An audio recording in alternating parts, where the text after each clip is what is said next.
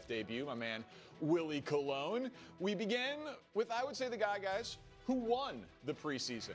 If I had to give it out for one person, Jackson Dart.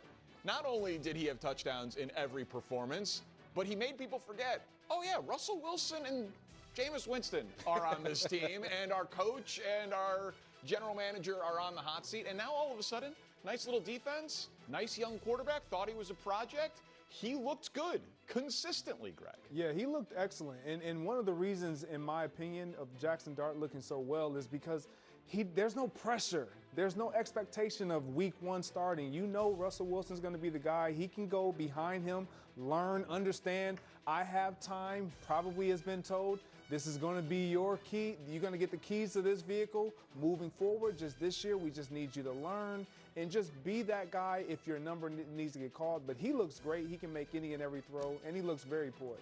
Yeah, let's keep it funky. Promise doesn't equal product. It's a promising IPO, though. Yeah. It was a good debut. But listen, I think he showed that he's competent enough to play at this level. You talk about the no interceptions, you talk about the yardage, you talk about his ability to show his athleticism. But the Giants have a rough September ahead of them. You talk about Washington, Dallas, KC, the Chargers, man. Like, if I'm Brian Daboll, and this is why I give him a lot of credit, because he did say, hey, man, Russ is our guy. This is what we're moving forward with. But at the end of the day, I don't want the Giants to get antsy. Leave the Lambo in the garage, right?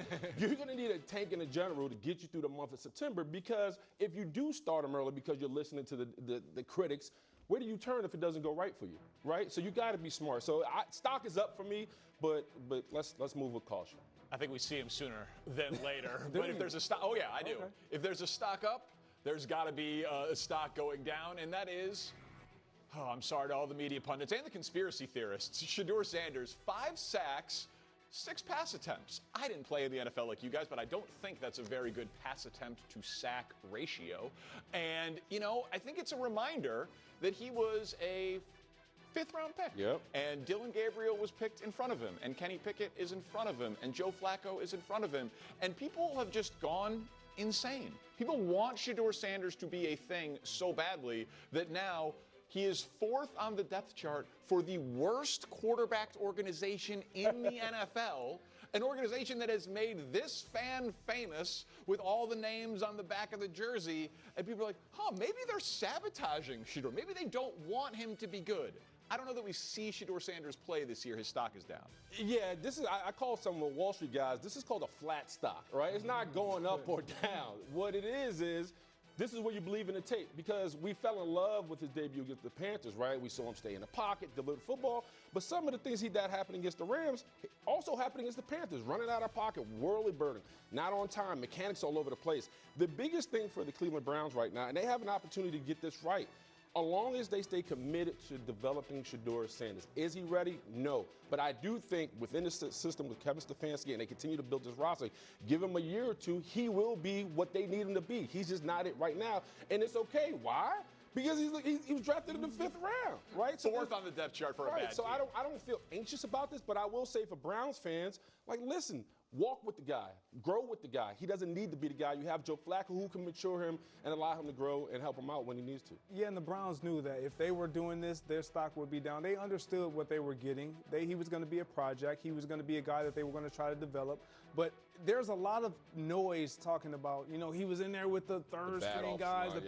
Well, he was a part of that later round draft pick. So this is what we were going to see him with anyway.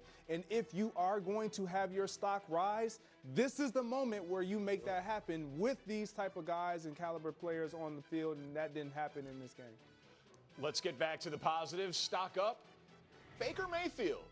Now, you might be saying, how did his stock go up given that he was one of about a quarter of the quarterbacks in the league who did not play in the preseason? The Bake Show has been consistently one of the best producers of, points, which is the goal. And I was like, all right, they're going to draft defense. Everyone thought they were going to draft defense.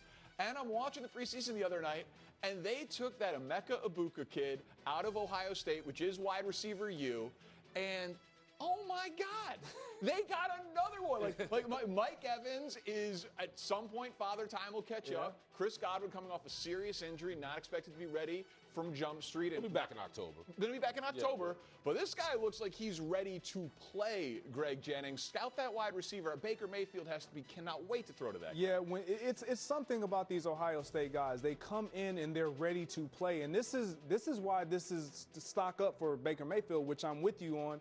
It's because he's getting a guy who is NFL ready. Yes. Like he's played with a plethora of other great receivers, Marvin Harrison Jr. He's played with all these guys. So he understands what it means to not be, aka the number one guy, but he's going to be ready. Every time we watched Ohio State play, his number was called, he made plays. He's going to do the same thing for Baker Mayfield.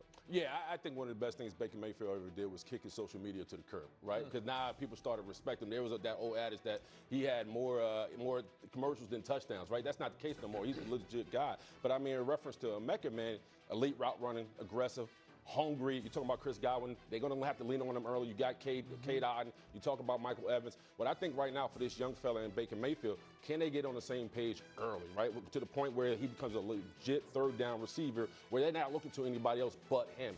That's where I see his evolution. So the stock up is in my eyes. Last one, stock down. His portfolio is probably, strong to quite strong. But Jerry Jones, listen, I can't get past the fact that I'm watching this documentary and he's like a renegade, deal maker, a visionary. He's ahead of his times. He's a risk taker. And now people are like, man, what's he doing with Micah Parsons? It doesn't make any sense. Maybe, just maybe, the game has passed him by and it's not making sense, his moves. It's not like some sort of mad scientist. He's like, I see something in this stock that nobody else sees. He might just have lost a step. And Jerry Jones, you're looking kind of foolish right now. Stock down for Jerry.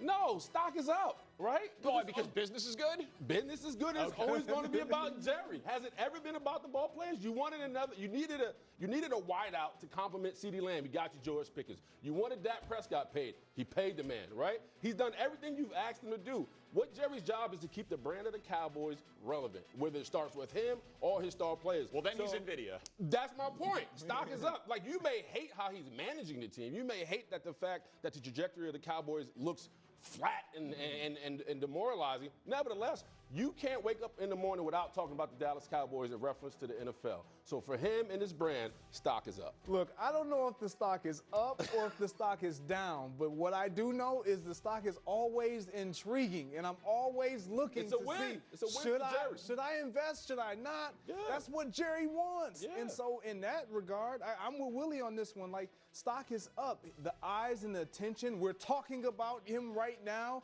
Like, this is all Jerry Jones wants. You referenced the Netflix series. That's what he wanted from day one. He wanted to bring a circus, entertainment, and make it about the brand, bigger than just the team. But he just wanted to make it about Jerry's world, and that's what he's doing. Well, Trey Hendrickson did get his deal, so we'll have the details on that for you coming up. And, well, Ben Johnson. There was only one person who could be the first guest on this show. And yes, we will ask him about Wilds' tush push. All coming up on First Things First.